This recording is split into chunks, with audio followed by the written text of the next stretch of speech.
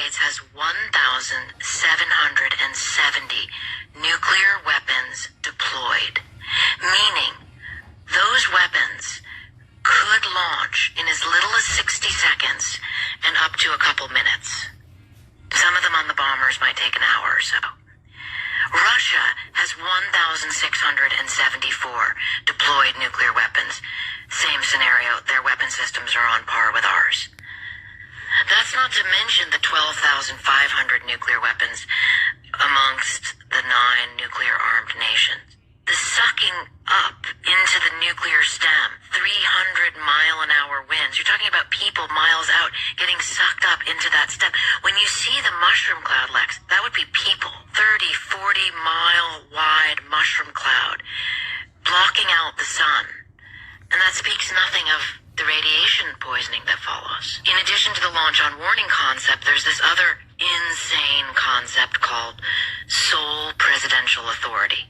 And you might think in a democracy that's impossible, right? You can't just start a war. Well, you can just start a nuclear war if you are the commander-in-chief, the president of the United States. In fact, you're the only one who can do that. We are one misunderstanding, one miscalculation away from nuclear Armageddon. No matter how nuclear war starts, it ends with everyone. Tonight into the war in Ukraine tonight, Russia's response now after President Biden decided to now allow Ukraine to fire long-range U.S. missiles into Russia.